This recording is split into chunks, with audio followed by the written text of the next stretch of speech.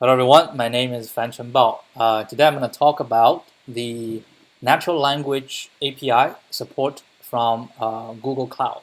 Right, so this is the main page of Google Cloud Natural Language Processing, and I'm going to scroll down. So today I'm going to talk about the natural language API, and we're going to look through all the services provided by Google Cloud to handle simple natural language processing tasks. So we can see all the tasks, all the major tasks are listed here. So we can do sentiment analysis, entity, syntax, entity sentiment, and classification. So we're going to go through every single one of them.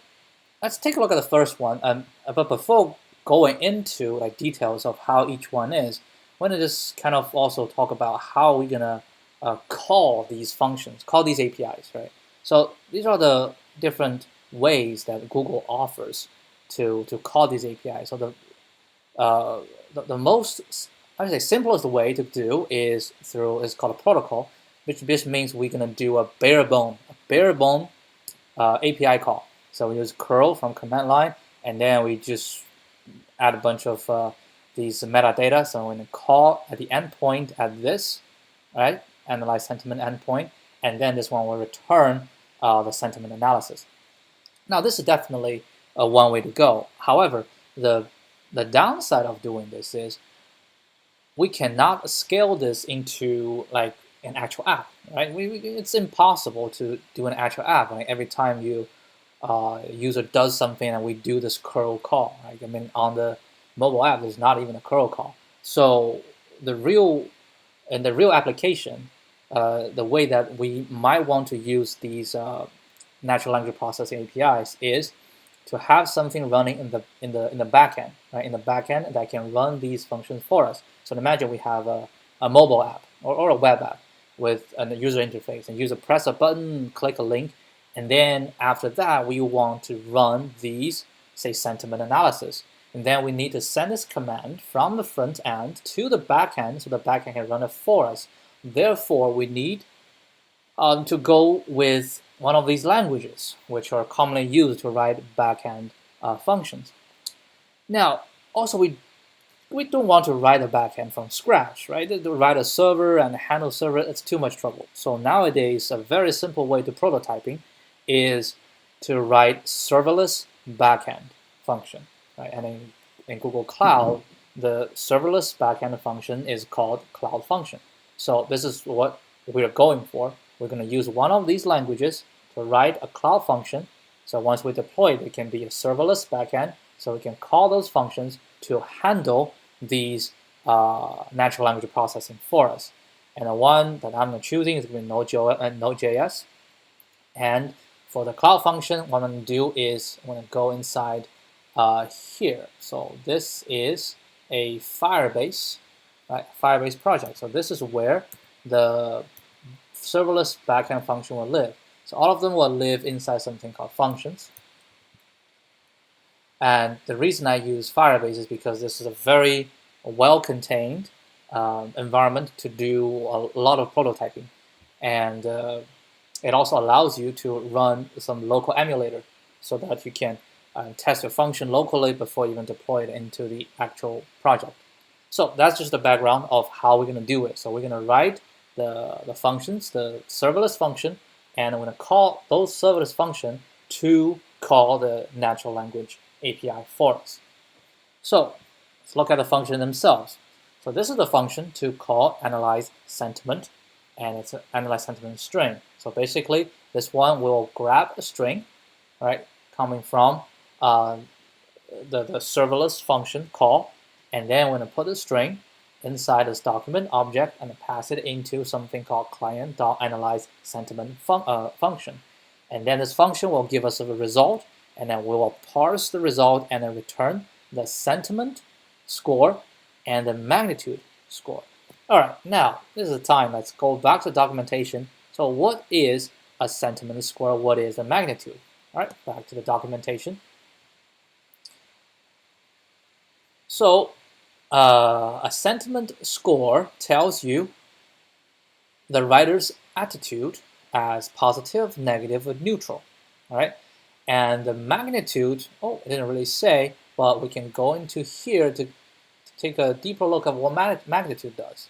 So here is a deeper analysis of both. So let's go first to see what the score and magnitude are. So go a bit bigger here. So score, right? Score is a sentiment ranges between -1 and 1. So it's a -1 to 1, and if it's a negative value, it gives a negative sentiment. Positive value gives you positive sentiment. Okay. Magnitude indicates the overall strength of emotion, the extent, how much positive and how much negative it is in the sentiment. And it goes from 0 to positive infinity. So now this means if I have a negative score, I can also have a high magnitude. That means it's a strong negative. Or I have a positive score with a high magnitude. That means it's a strong positive. And this also gives rise to a possibilities of what Google calls neutral and mixed. So the neutral sentiment means we have a close to 0 score, so the positive and negative kind of cancels out, and we also have a low magnitude, so everything is mellow, right? And we also have a mixed sentiment. We also, this has a close to 0 score, but it has a high magnitude. So this just means inside the text we have strong positive emotions, and we have strong negative emotions, and they cancels out. The score is 0, but the magnitude is high. So these are the 4 like kind of a general category of sentiment that we can work around based on the score and the magnitude we get. So now let's try it out. Right? Let's try it out. So these functions have already been deployed to our emulator, and we actually take a look at the emulator. So this is our emulator. It's Firebase emulator, right? We can go to the overview. We have the functions emulator on, and we have a storage emulator on. We're going to talk about storage later on. So the first the function is called analyze sentiment string. So we're actually grabbing the string when we are calling this function. So to call this function, we're going to curl it. Actually, it might be a good idea to also show how these functions look like. So let me bring this up. So this is how the function is currently running inside the emulator. So we see this is the function that we're trying to do, right? So this function is assigned an URL called this. Basically, we can trigger this function by calling this URL using the curl command. All right, so let's using the curl command to call this function. And I've done this before, so I can just use this. All right, so we do a curl call, and it's a post because we need to post a body, right? We need to post a body, and we're gonna pass a header to tell that it's application JSON, and this is the URL that we just copied, and this is the text that we're gonna use. And currently, I say I hate this movie, right? This is the text we're gonna try to see what the sentiment analysis is gonna give us. So we press enter, and this one give us, oh, okay, for this sentence, I hate this movie, we get a negative sentiment, understandable, and a pretty small magnitude. Okay, how about we do positive, right? Let's try a positive, okay? Let's say I love this movie. How about I love this movie? Boom, we have the same magnitude, but we have completely opposite sentiment. So there's one, change it for one word, right? One word, we can change the sentiment. Now the magnitude is quite low, so kind of ask, so how can we change the magnitude? So the documentation does tell us a little bit about how we can change. So if we take a look at here, the magnitude indicates how much emotion, blah, blah, blah, and this value is often proportional to the length of the document, which is understandable. If we have strong emotion, right, you probably will write more compared to if you have not strong emotion. So here we have pretty, it's not a strong emotion, but we don't write a lot, so that's why the magnitude is low. Which means if we try to write more, maybe we can get a higher magnitude. So let's try it. So I say I love this movie, I like the beginning, right? The characters are strong, the acting is on point, right? I will definitely recommend it to my friends. Right? So we read about more. Let's see if we can get a magnitude up. So magnitude is much higher. So we have a positive sentiment again, but the magnitude is way higher. We hit like 4.2 compared to like 0 point something, right? So that is the string. But using the string has a downside. Now the major downside is if we have a giant text, right? We only have a limit of how much data we can pass in a curl call, right? So if we have a giant data, like say like 100, 200 words, it'll be very difficult to send this way. It will be not ideal. So the ideal way will be if we can save, the text as a document, and we can just read the document from somewhere. That would be the better way of dealing with it. So we can just save the text into the document and we can read the document directly. So the one way to do this is to save the document in a cloud storage. That's another Google Cloud offering. It's called cloud storage. And we can just upload and save the documents in the cloud storage and we can read it from there.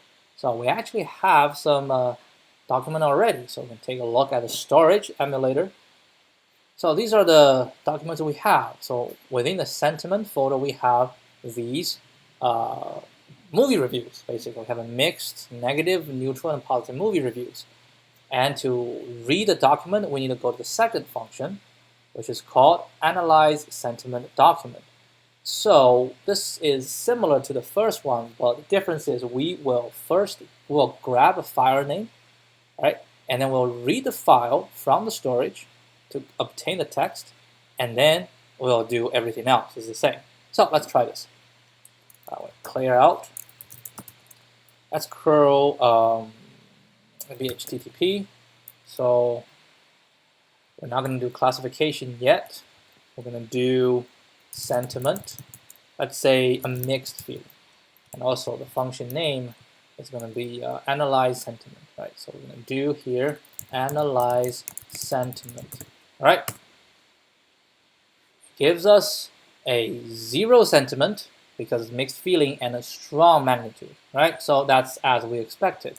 All right, let's try a neutral. So neutral, we're expecting a 0 sentiment and low magnitude, right? Exactly as we expect.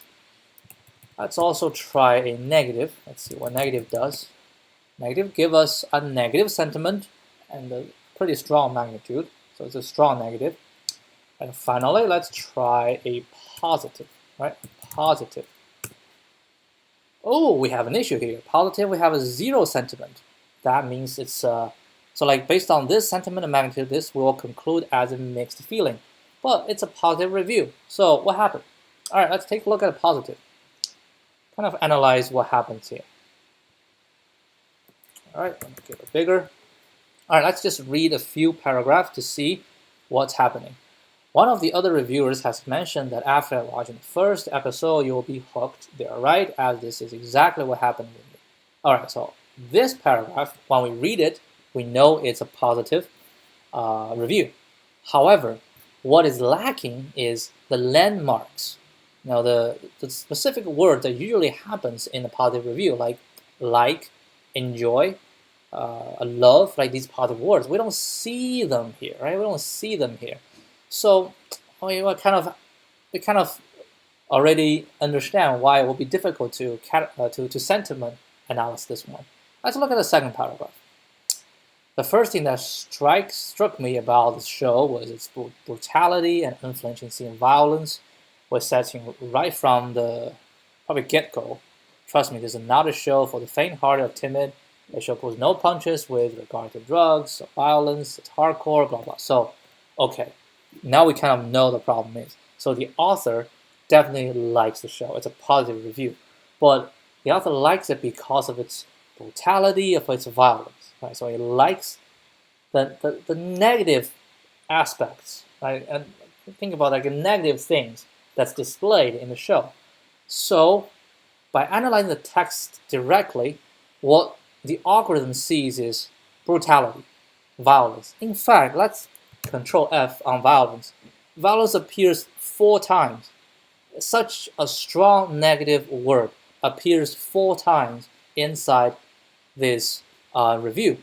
So even though the overall sentiment that the algorithm senses is a positive, right? It's a good review, but because of all these negative words, which is the reason why the author likes it, but these negative words kind of balances out all the positivity. That's why the result is a 0 sentiment, right? A 0 sentiment. Okay, so that's that. Now let's take a look at the next one. Right, what do we have next? So the next one we have is entities, analyze entities. What does that mean? So analyze entity means after we tokenize the text, we're gonna the Google gonna grab each token and try to identify if this token is represented by some entity. Let's say if this token means it's a person, it's an organization, it's a number, it's a time, like that.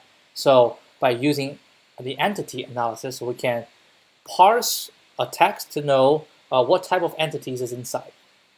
So for this, we go to the function called analyze entity document. Exactly the same setup as previously, except we're going to use analyze entities function, and the return values are slightly different. So let's take a look. Again, I'm going to clear it out, and for this one, we're going to use, we have a news article saved inside entity folder. I'm going to take a look at that later as well, but let's first do a little bit of analysis. So it's going to be entity, right? Analyze entity. All right. So what do we have? Let's scroll to the top. We have a text called statement, which, what is type? What is salience? We probably need to go back to the documentation to see where they are. So go to entity. Type is the entity type, which means if it's a person, organization, or location. Okay, that's type. What's salience? Salience means it's a score from 0 to 1, and it tells you how important, the importance or centrality of that entity to the entire document. Basically, salience score, a high salience score means this entity is important to the entire text. Okay, so now we know. Statement cannot be decided which type it is, but it's important, right? It's the highest salience. It's most important inside the article. Warming, it's an event. Leaders identify as a person. Economies. Rome is a location. Group of 20, that's G20, that's an organization. Reuters, that's a news agency. Mr. Biden, that's identified as a person, which has a little bit of importance. Climate activists. So based on this, we kind of know what this article is about, right? It's about climate summit. We have Joe Biden here, so it might be about the most recent climate summit, right? If we scroll down, commitments, actions, climate summit. So we can see that they are identified as the types, but some of them don't. Right? There's a person identified. So that is the entity analysis. Okay. So next, what's next? Next one is syntax. So syntax is an analysis of tokens again, but this time we're analyzing what each token plays a role inside a sentence. Like, is it a verb, a noun, an adjective, that type of thing. So again, we are going to go through the next function. It's called analyze syntax. So the same thing again, but we will call the analyze syntax function basically. So, but in here it's the same. And let's use the same news article, but we're going to change this instead of analyze entity. Let's say analyze syntax. Boom. Oh, it's a lot more. Okay, let's take a look. Text. So we're talking about a period, and the tag says it's a punctuation. Okay, so we know tag means which part of speech it is, and a tense means if it's a verb, what tense it is, and a case means if it's a accusative case. What else case? I actually can go into the entity to take a closer look. No, it's not entity. My bad. Morphology. Going to morphology. So we can see morphology, right? Tense is the verb's grammatical tense. A bit bigger. What's case? Case is the grammatical case. Accusative, adverbial, and all this. So we can see like there are a lot more things that we can grab. Like we have a tag already. We can also grab the number, like if it's a singular verb or a singular or plural none. If it's a person, first, second, third. So there's a lot more to do, but we only grabbed 3 just for demonstration purpose. Okay, so disaster is a none. No tense, no case. Avoid is a verb. But hey, wait, why is there no tense? Avoid sounds like a present tense. Why there's no tense? Well, let's take a look why there's no tense. So we need to let's go to entities and news, right? Let's take a look what it is. All right, avoid, let's search for avoid. It does not have tense because it's to avoid. It's indefinite. That's why it doesn't have tense. Understood. To, PRT. Okay, what's PRT? As the last example, let's take a look. PRT. So PRT. All right, what's PRT? A verb particle. So it's a particle followed by a verb. So that's what this to is. Okay. So based on this, vital is an adjective. So based on this, we can see what each token, right? Which token plays a role inside a sentence. And that's syntax analysis. All right, we're running out of time, so let's go for the last 2 pretty fast. So this is entity sentiment. So entity sentiment means we're going to analyze, grab all the entities, and also analyze the sentiment toward these entities inside the article. So again, let's go here, right? And we're going to say analyze, instead of syntax, analyze entity. What's that? Sentiment, right? Sentiment. And use the same article.